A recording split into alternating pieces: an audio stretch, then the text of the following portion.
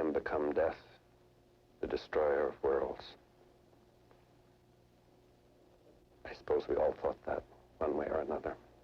Robert Oppenheimer, जिसे हम प्रिय रॉबर्ट ओपनहाइमर के नाम से जानते हैं, वे एक वैज्ञानिक और भारतीय विज्ञान दर्शन के संस्थापकों में से एक थे। उनका जन्म 22 अप्रैल 1904 को न्यूयॉर्क में हुआ था। उनके पिता का नाम जूलियस ओपनहाइमर था, जो एक एकीकृत न्यायिक थे, और माता पिता की मृत्यु के बाद रॉबर्ट अपनी मां के साथ कैलिफोर्निया चले गए। रॉबर्ट के बचपन का इंतजार वह समय था जब वे विज्ञान की राह पर चलने के लिए उत्साहित हो रहे थे। वे मस्तिष्कीय विज्ञान और भौतिकी में रुचि रखते थे और यहाँ तक कि वे एक जगह छोड़कर कैम्ब्रिज यूनिवर्सिटी में पढ़ाई शुरू कर दी। वहाँ रहते हुए भी रॉबर्ट के मन में खाने पीने की चिंता नहीं थी। वे तो लोगों के बीच में खुद को खो देते थे। वे हमेशा लोगों के बीच विज्ञान की चर्चा करते थे, उन्हें समझने की कोशिश करते थे और खुद को उन्हें समझाने का काम करते थे। उनके बाद रॉबर्ट को विश्वविद्यालय के फिजिक्स विभाग में पढ़ाई के लिए कैलिफोर्निया टेक्नोलॉजिकल इंस्टीट्यूट, वहां उनके में एक दिलचस्प परिवर्तन हुआ। वे न्यूक्लियर विज्ञान के क्षेत्र में अपनी खोजों करने लगे और जल्द ही उन्होंने एक बेहतरीन अवसर पा लिया। उनके प्रयासों के परिणामस्वरूप द्वितीय विश्व युद्ध के समय अमेरिका ने उन्हें माननीय वैज्ञानिक मान्यता देने का निर्णय किया और उन्हें मैनहट्टन प्रोजेक्ट के नेतृत्व का दायित्व सौंपा गया।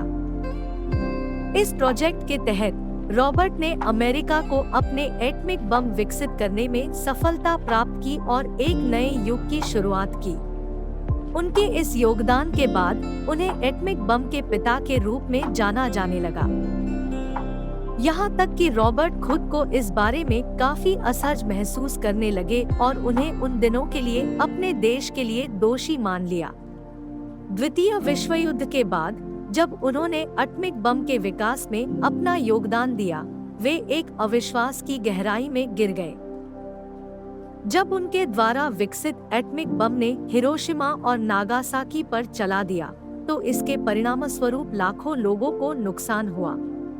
इस हादसे से रॉबर्ट का मन विचलित हो गया और उन्होंने अपने खुद को दोषी मान लिया।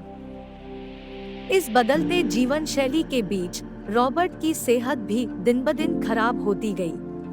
उनके दिल की बीमारी और बढ़ती उम्र के कारण वे धीरे धीरे बिखरते चले गए। 18 फरवरी 1967 को रॉबर्ट ओपनहाइमर ने इस दुनिया को अलविदा कह दिया। उनका निधन बहुत सी लोगों के लिए एक दुखद खोया हुआ समय था, जिसमें विज्ञान की दुनिया ने एक महान वैज्ञानिक को खो दिया। लेकिन उनके द्वारा किए गए योगदान का प्रभाव हमारे जीवन में अज्ञात रूप से बना रहा है। रॉबर्ट ओपनहाइमर की कहानी एक विज्ञानी, एक साहसी और एक दार्शनिक की कहानी थी। उनका संघर्ष, उनकी सफलता और उनके विचार हमें यह सिखाते हैं कि हम अपने सपनों को पाने के लिए कितने भी मुश्किलों का सामना कर सकते हैं और अगर हमारी नीयत सही हो तो अपने लक्ष्य तक पहुंच सकते हैं।